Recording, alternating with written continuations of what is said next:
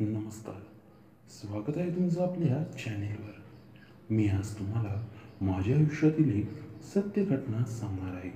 शहरामध्ये नवीन राहायला गेल्यावर आमच्या घरी काम करणाऱ्या कामवालीमुळे मला आमच्या सोसायटीमधील सगळ्या महिलांना करायची संधी मिळाली.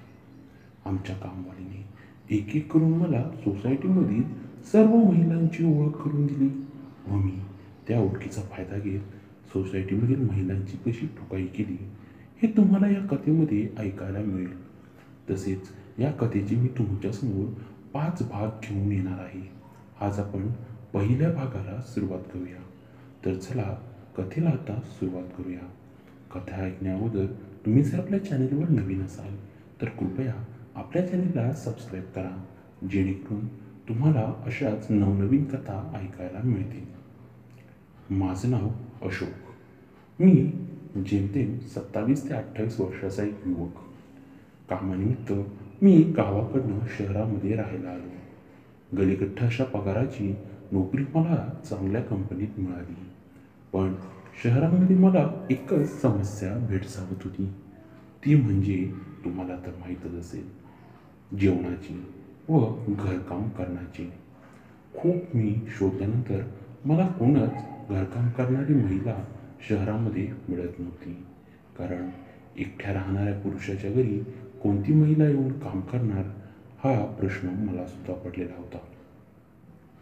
शेवटी कामामध्ये मी माझी ही समस्या सांगितल्यानंतर माझ्या नवीनच झालेल्या मित्राने मला एका महिलेचा नंबर दिला. संध्याकाळी घरी आल्यानंतर मी त्यांना फोन लावून त्यांच्याशी बोलणं केलं. त्यांना सांगितलं की मी एकटा राहतोय. माझ्या जेवणाची व घरातील काम करण्याची कोणीतरी महिला असेल का? तेव्हा त्या म्हणाल्या, हो, तुम्ही योग्य ठिकाणी फोन केला आहे. मी घरकाम करणारीच बाई आहे. मी त्यांना माझ्या राहत्या घराचा पत्ता दिला. त्या घरकाम करत असल्यामुळे त्यांना माझा पत्ता शोधायला काही वेळ लागणारच नव्हता हे आधीच मला माहीत होतं. दुसऱ्या दिवशी मी त्यांना घरी बोलावलं. त्या दिवशी मला सुट्टी होती. सकाळी 10 वाजता अचानक दरवाजावर बेल वाजली. कोण आलंय म्हणून मी दरवाजा उघडला. समोरच 30 ते 35 वर्षाची एक महिला उभी होती, साडी घातलेली व सरपातळ अशी. मी त्यांना घरामध्ये बोलावलं. तेव्हा त्यांनी मला सांगितलं की साहेब, तुम्ही मला काल फोन केला होता घरकामासाठी. मी म्हणालो, हो हो, अच्छा, मी विसरलोच. मी त्यांना आता कामासंबंधित बोलू लागलो. त्या म्हणाल्या, मी घरकाम करायचा महिन्याला पगार घेते. तुम्ही म्हणाले तर दिवसाला सुद्धा तुम्ही देऊ शकता. तेव्हा मी म्हणालो, मी दिवसाला नाही देऊ शकत, पण महिना झाल्यावर तुमचा पगार तुम्हाला देईन. घरातील सर्व कामे ठरवून दिल्यानंतर त्यांनी त्यांचा पगार मला सांगितला.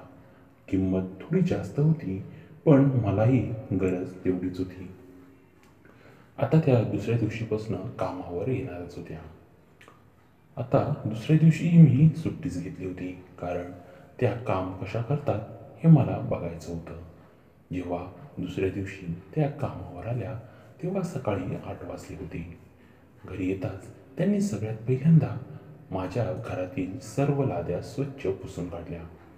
त्यानंतर मला विचारलं, साहेब, तुमचे काही कपडे धुवायचे असतील तर सांगा, म्हणजे मी टप्प्याटप्प्याने एक एक सर्व काम करते. तिचं हे बोलणं व त्यातल्या त्यात तिचं काम बघून मी भलताच खुश झालो. तेव्हा मी त्यांना म्हणालो, तुम्ही मला तुमचं नाव नाही सांगितलं. तेव्हा त्या म्हणाल्या, माझं नाव मीना आहे. मी इथेच बाजूच्या वस्तीमध्ये राहते.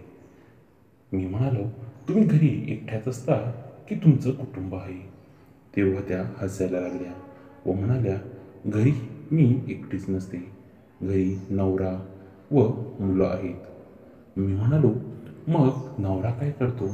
तेव्हा त्या म्हणाल्या, नवऱ्याचं काय, तो दिवसभर इकडे तिकडे फिरत असतो व त्यातल्या त्यात त्याला टंपड मित्रांची सवय आहे. त्यामुळे तो ना काम करतो ना काही धंदा.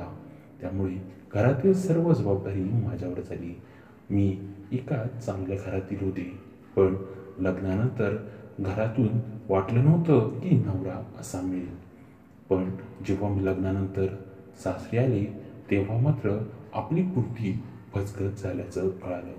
लग्नाआधी सासरच्या मंडळींनी सांगितलं की मुलगा चांगल्यापैकी कमवतो, पण लग्नानंतर तसं काहीच नव्हतं हे मला कळालं. पण आता